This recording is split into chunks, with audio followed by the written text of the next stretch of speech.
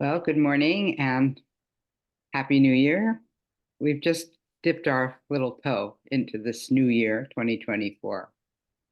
And I don't know about you, but for me, it's easy to feel some trepidation and a sense of powerlessness about what lies ahead, especially politically.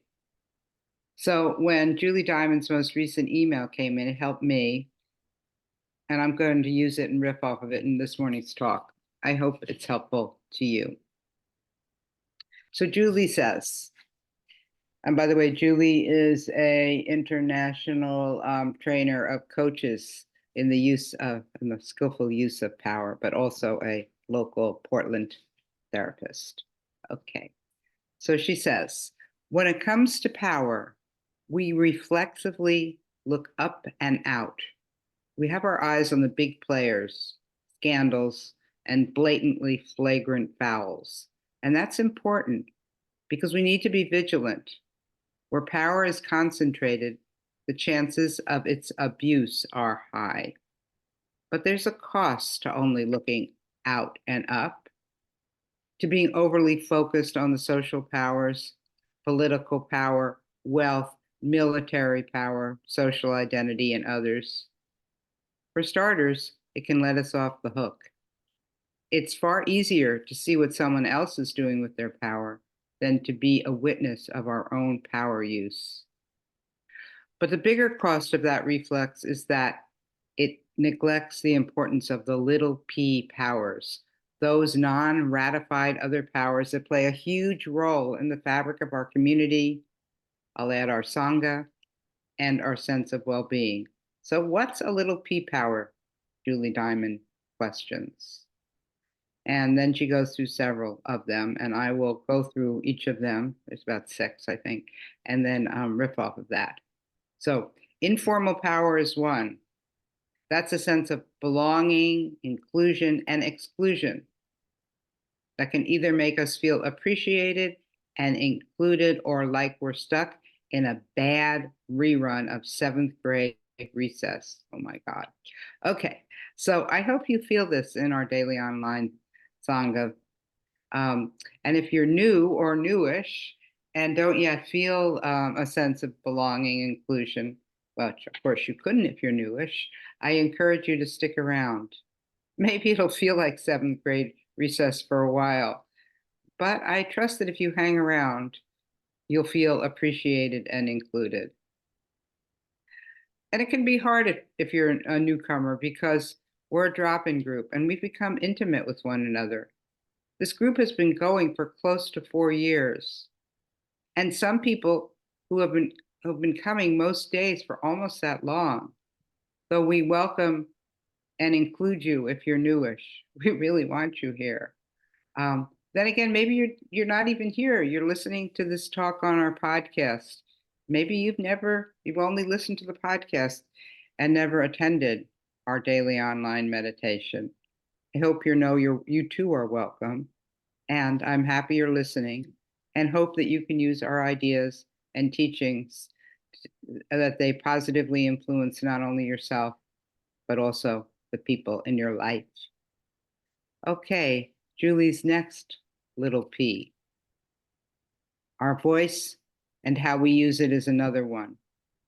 Do we hog the airtime, shut down views we dislike, pick fights on X, or do we keep silent, invite others into the conversation, and ask about views different from our own?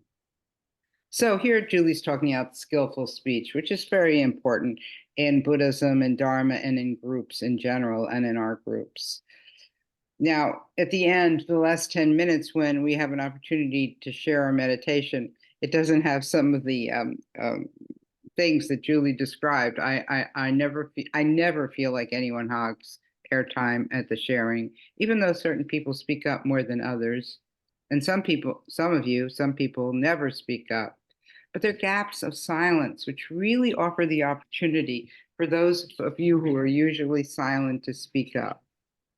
And I trust that you'll speak up when it's best for you and that you're learning from one another, even if you're one of those people who doesn't speak up.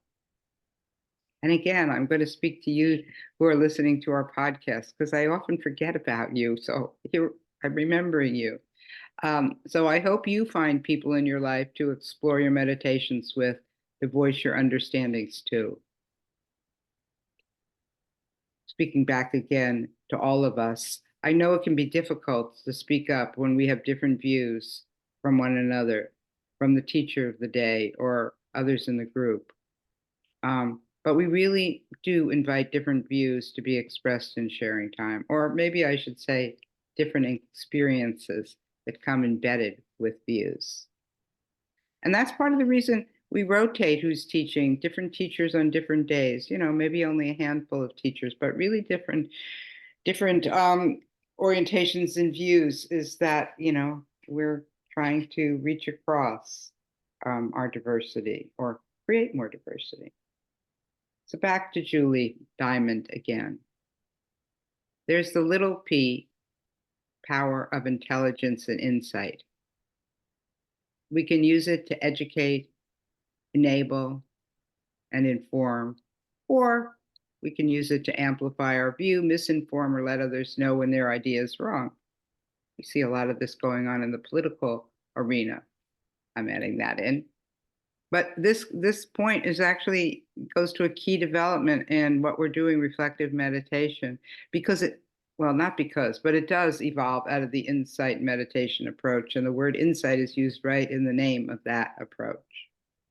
But really the question is, how do you carry forward the insights you discover in your meditation, in your reflection, in speaking about your meditation and hearing from others?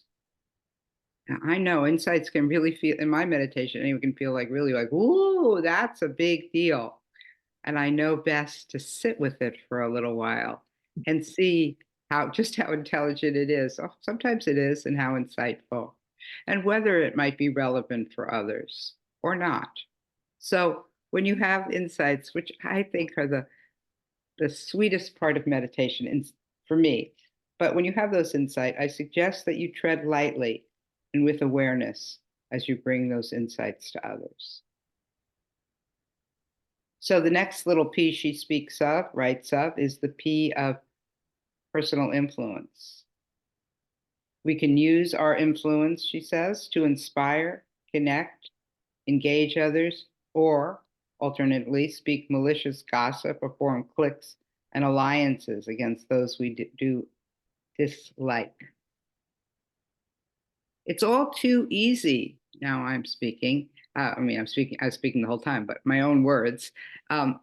It's all too easy to not perceive the personal influence we have. Mostly, we don't even get to know who and how we've influenced each other. This is the conditionality as I see it. We are, as members of a Sangha, as people who are close in and care about each other, we're strong conditions for one another. And so we have more personal influence than we often imagine or can know directly.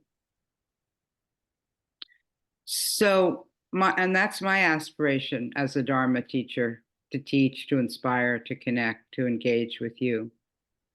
Perhaps you also have this aspiration to use this little p in the way you connect with the people in your life.